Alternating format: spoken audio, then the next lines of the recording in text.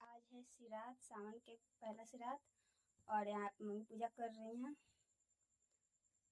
सब बेलपत्र वाले देखो बहुत चढ़ा दिया। एमा चर्चा है का चर्चा अभी आ रहा हम वीडियो कहां बना अमित के छतरा पे बांध दिया। हां आशीष भी आया था द्वारा को धरे बारन थी।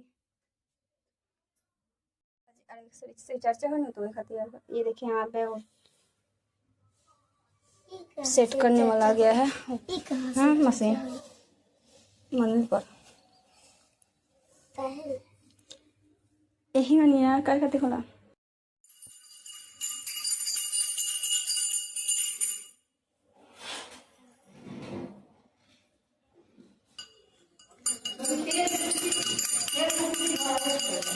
लाओ तने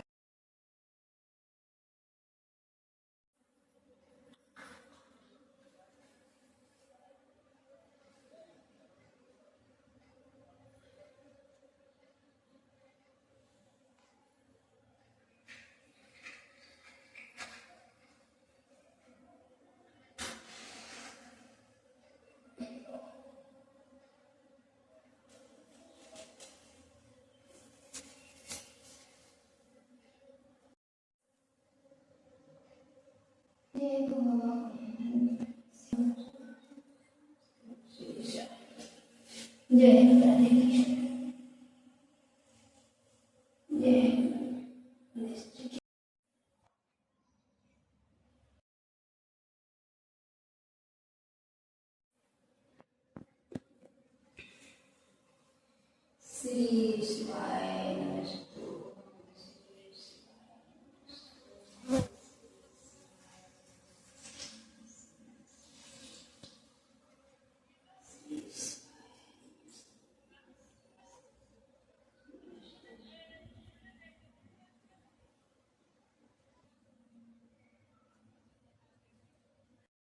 स्वागत है मेरी वीडियो में। तो दोस्तों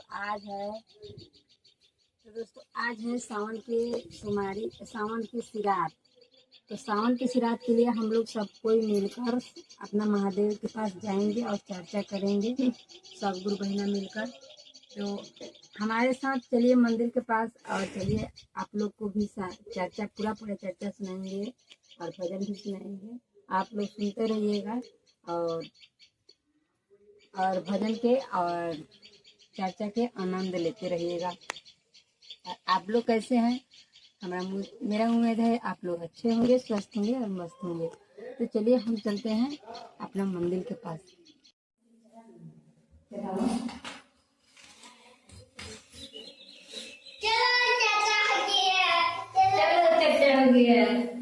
लाइट बोर्ड लाइट का बोर्ड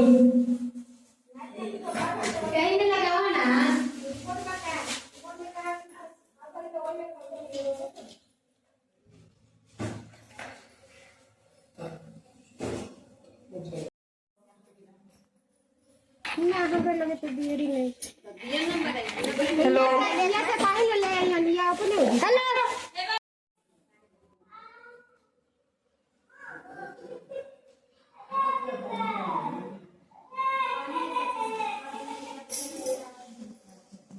तो चलिए हम आ गए हैं मंदिर के पास और हम चर्चा शुरू करेंगे। आप लोग पूरा चर्चा सुनिएगा।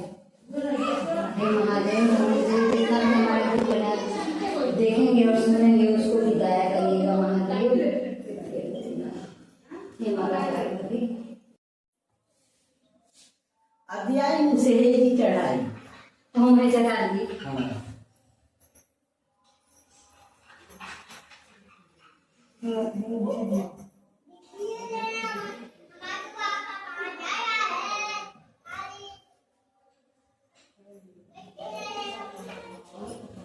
जिक्र जाने के यही बनाने के गाड़ी कर दे दूँ। तो एक मैं खोल दे एगो मैं खोल के दो लेकिन जी सातो मैया की जय, कामाख्या माई की जय, साधु बाबा की जय, बंधु बाबा की जय। सबसे पहले देवाधिदेव गुरुदेव के चरण में प्रणाम करतनी। आपन गुरु शिव सहित माँ भगवती के चरण में प्रणाम करतनी। सर हरिंदर में नीलम दीदी हरिंदर भैया के चरण में प्रणाम करतनी। साहब भैया के चरण में प्रणाम करतनी। यहाँ के धरती माता के चरण में प्रणाम करतनी। चर्चा स्तर पर जितना गुरु बहना जितना गुरु भैया बैठल बनी लोग उन लोग के चरण में प्रणाम करतनी। चरवनी हमारा प्रणाम चरवनी के चरण में अपना अपना चरण में स्वीकार करियो। हे गुरु भैया हे गुरु भैया लोग के चरण में प्रणाम करतनी। हमारा प्रणाम अपना अपना चरण में स्वीकार करियो। जितना लोग जितना गुरु भाई हमारा आवाज सुनतनी या नहीं सुनत उन लोग के चरण में प्रणाम करतनी। हमारा प्रणाम से स्वीकार करी।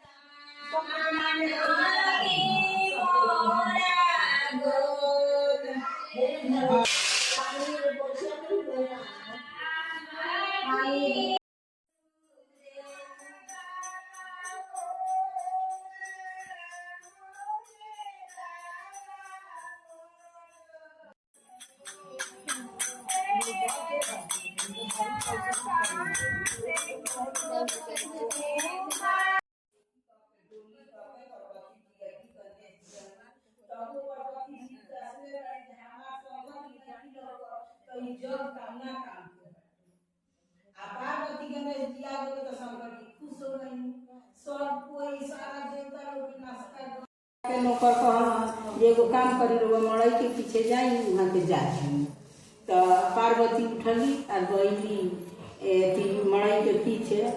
तब वही शंकर जी गईनी और जाके अपन भेष बदलनी और पार्वती गोड़ पर गिर गईनी। कहनी जे अब हमरा के रौरा माफ कर दी। हम 12 बरिस तक कहनी 12 बरिस रौरा के खोजनी रौरा हमनी के ध्यान ना देने तो हम तो सब ध्यान देते रहनी है। तू हम बालक बन के रोड पर खड़ा रहनी तार लुगा धरे खातिर हाथ लगाई तू हमरा से दूरे दूरे रह। तो राजा के बारात जात रहे तो हम के राजा साहब वही डोली में घाम देख के बैठा ले। हम राजा साहब के बेटा के बारात गई बनी जिसे आई बनी तो हमरा के देख के रानी 6 आँख रहनी लेकिन हम रोज के रोज पढ़े लगनी आ सब यहाँ लोगन के काम संभाले लगनी। गिर के शंकर जी से अपन गलती के माफी मांगल जो हम तो शंकर जी से सब कुछ करा ले बानी। अब हमरा गलती के माफी मांगी माफ करी आ रउआ जब से आनी तब से हमार धन पढ़बे कोई घटल ना। हर हर महादेव हर हर महादेव मैया पार्वती की जय। ए भाई आई लोग आओ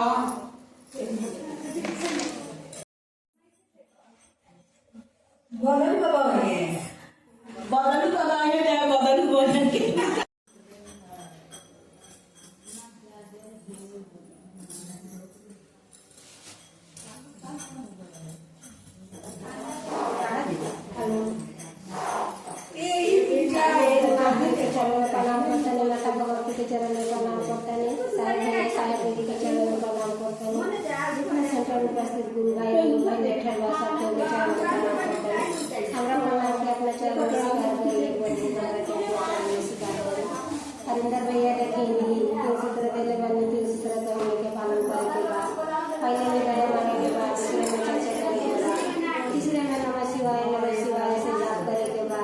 बहुत लंबा चौड़ा जिंदगी बीत गई, बाकी रब जवन जिंदगी बचल खोचल बा। सब गुरु भाई से निवेदन बा कि शिव के गुरु बना ली, शिव के गुरु बना ले हमारा सबके उठे सब कोई जना ने कोई चाहिए गुरु भेज दिहनी डोलिया उड़ के जाए राम चदरिया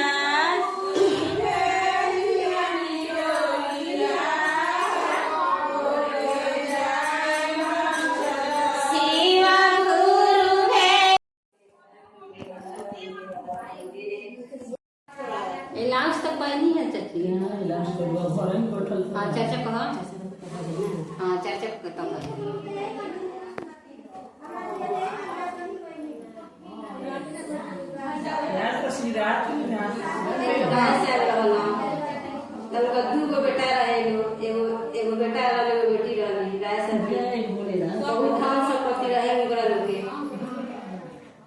तो 10 बरस के भइल जो उनका लोग दुनू लड़का लड़की जब राय साहब रानी मर गई तो कहल कि टोला वाला के लोग बेटा के बियाह कर दिया कि घर में भी बता दे।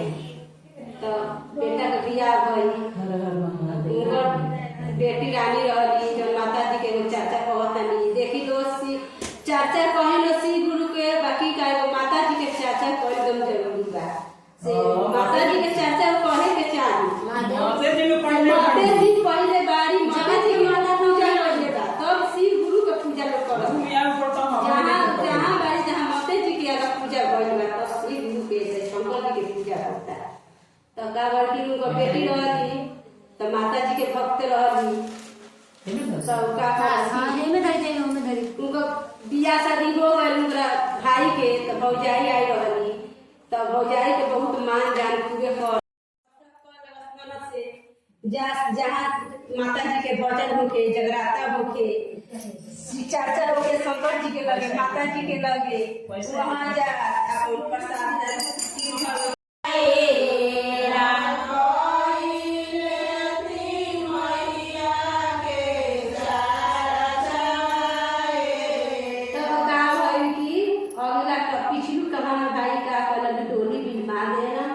बिलमा के का कहली कि अपना मंदिर में गांव के गोएगा मंदिर में गांव के अपना गांव के गोए के लगे मंदिर है वो मंदिर अपने इलाका में अपने नजर के मंदिर में ढुकली आ ढूक के आ जाके वो जी भजन करस आ वो जी चर्चा करस से क्या जाके मैया के गोर पर जाके गिर गई हम तू कहे लगली तो गावत रही पापा हमारो रहिते मैया सुंदर बरवा खोजते हमारो रहिते मैया सुंदर बरवा खोजते राम भैया कहिले अनारा से बिया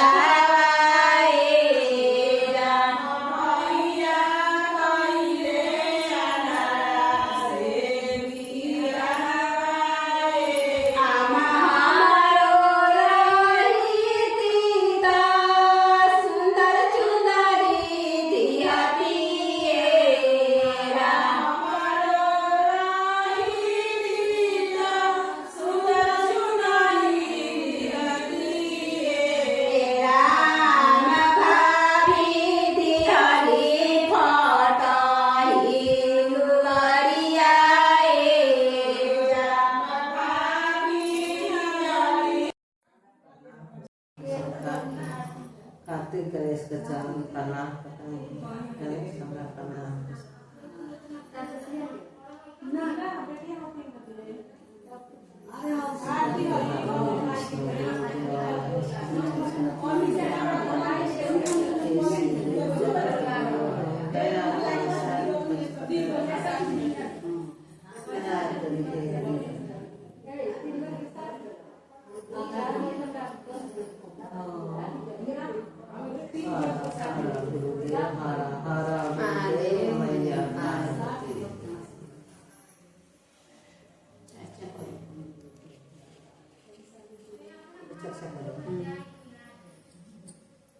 चर्चा को तो भजन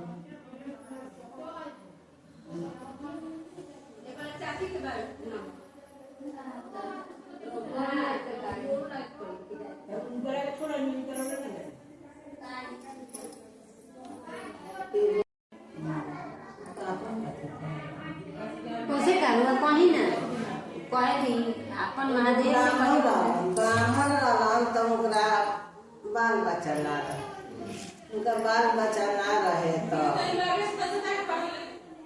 मुँह में सताते वो ब्राह्मण के बाल बच्चा ना रहे तो रोज दिन पंडिताई कस का अतना जब तब हमने के करत तारे सब हमने के एगो बाल बच्चा नहीं थे अपना शंकर जी थी बन के एगो बाल बच्चा नहीं थी दे ये रोज मैंने कह हंसो पंडित जी चुपचाप सुन कहता नहीं दिन पंडित जी जा तू घर में तपस्या कर हम जाता नहीं गंगा जी के किनारे तपस्या करे रोज रोज तो तू कहबे करे बाकी जाओ हम जाता नहीं गंगा जी के किनारे तपस्या करे और तू घर में कर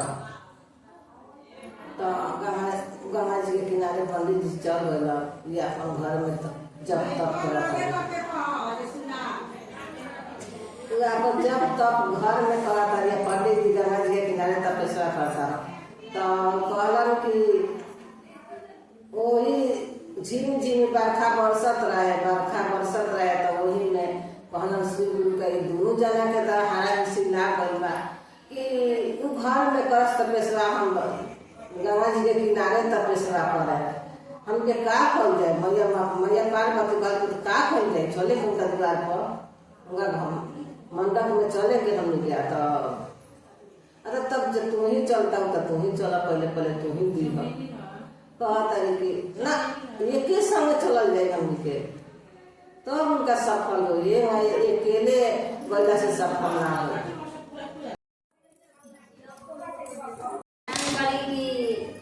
आपन गुरु शिव सहित माँ भगवती के चरणों में प्रणाम करता हमारा प्रणाम माइक दे दिलो साहेब भैया साहेब दीदी के चरणों में हमारा प्रणाम बा हमारा प्रणाम अपना अपने चरण में स्वीकार करी लो हे गुरु रउरा हमारे गुरु हैं हमरा से सही हमरा के दया करी चर्चा के करे चर्चा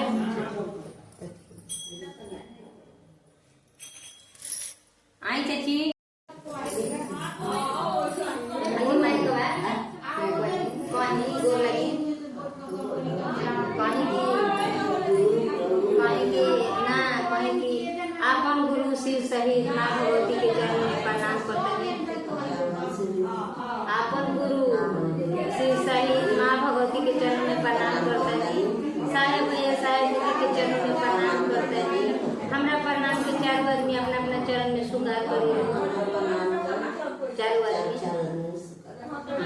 जितना गुरु भैया गुरु बहना बैठल बानी लोग चर्चा में वहाँ लोग के चरण में प्रणाम करता नहीं लोग जितना लोग सुनाता देखता वो लोग के चरण में प्रणाम के स्वीकार करिए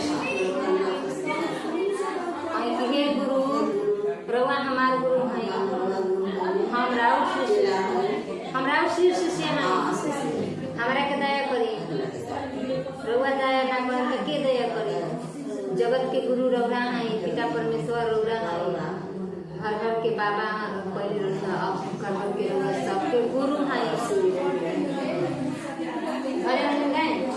भजन गाए रोक दी गोर लग आई छती रोक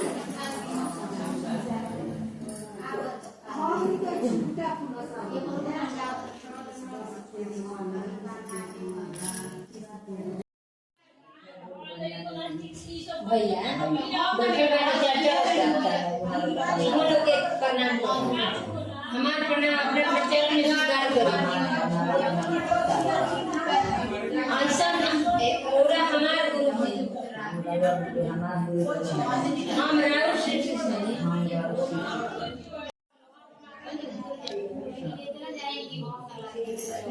दिल से उठ गया। तुम दया मामा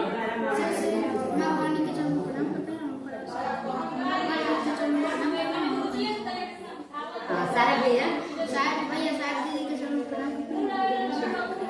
जितना लोग बैठे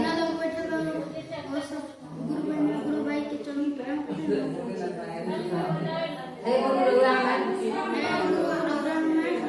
गुरु भाई हमरा के दया करी, हमरा बालक बनी, हमरा के ज्ञान दी, हमरा के बुद्धि दी, हमरा के विद्या दी कि हमरा और काम करी और पूजा पाठ करी। हमरा के दया करी, हमरा हमार गुरु बनी, हमरा शिष्य बनी, हमरा के दया करी। महादेव हम चरण में किया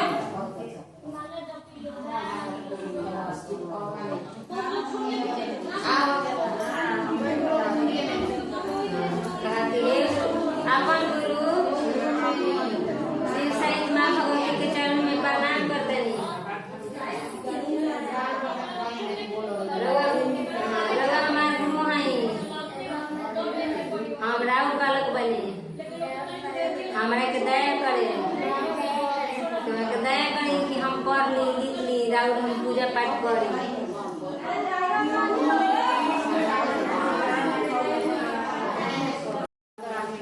फिर हम सब आदमी के सिखा देतनी, बता देतनी कि ई हमनी के चर्चा कहाँ मिलल आ तो हमनी के साहेब भैया देनी वो टाइम में हमनी के हरिंदर भैया कहत रहनी सके हरिंदर भैया हमनी के का देले बानी तो 3 सूत्र के पालन करे के देले बानी। 3 सूत्र के पालन में का करे के बा, ये करे के बा कि सबसे पहले दया मांगे के बा कि हे गुरु रौरा हमार गुरु हैं, हम राउर शिष्य हैं, हमरा के दया करी। दूसरा सूत्र में कहे के बा एगो गुरु बहना तीनू भेटा गए तो वहां से कहे के बा कि ये गुरु बहना हम अपना महादेव के गुरु बना लेनी, रौरो बनाई। गुरु बनाला में बहुत फायदा बा, हमनी खातिर जीवन भर के हमनी के कल्याण हो जाई। हमनी के 3 सूत्र के पालन करें संत। आ तीसरा सूत्र में यह करे के बा कि नमः शिवाय से प्रणाम करे के बा। सूते के बेरा दया मांगे के बा, खा पी के सारा काम अपन कर लेतानी सब, तब हमनी के महादेव के अपना याद करतानी सन। कब महादेव के याद करते सन? खायला पियला सारा काम कैला के बाद में अपना महादेव के याद करतानी सन। तो हमनी के महादेव जी कितना दयालु बानी कि सब काम कर के यानी जीत हो कर बिछावना पर जातानी से सूते तब हम अपना महादेव के याद करतानी। तो यहाँ के दयालु के बा। तो गुरु बहना हम ये सब आदमी से कहे कि अब हमनी के मन मिला लेवे के आ एकमत हो जाए के आ महादेव से दया मांगे के, चर्चा करे के, भजन करे के आ हमनी के कौनो बात में बिछो मन डाले के, हमनी के भैया बहनी के नाता लगा देनी। हमनी के साहेब भैया कितना बढ़िया वहाँ के तो मसान में जब तब पानी तो हम वहाँ के पानी आ हमनी के का हमनी के तो देख के गइल बानी, इतना बढ़िया हमनी के देख के गइल बानी। गुरुजी हरिंदर भैया इतना बढ़िया देख के गइल 3 सूत्र के पालन की हमनी के महादेव के तीन गो काम करम संत हमनी के सब कल्याण हो जाई। हर हर महादेव, हर हर गुरुदेव, मैया पार्वती की जय।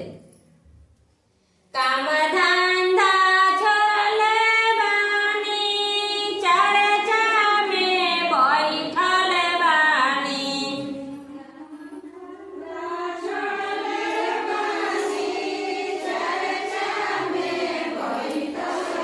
काम धंधा छोड़ले बानी, चर्चा में बैठल बानी।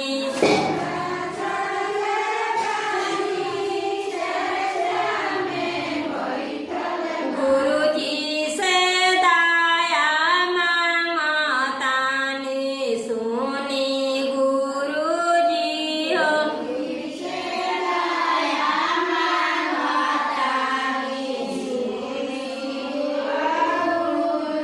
अपना के माँ पति जी के माँ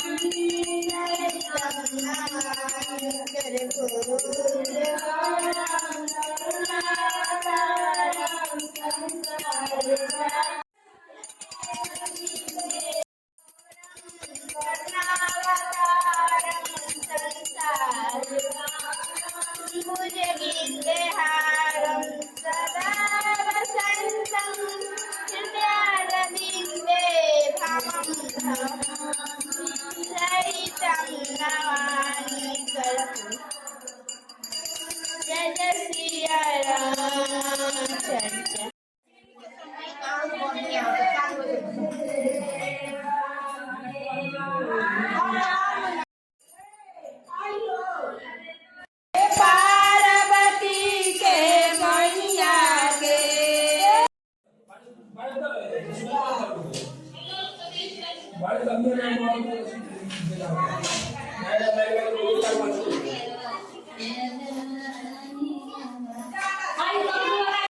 मुड़ी पटका गोर लागो दया ले हम हाँ दे अच्छा रुकी देता नहीं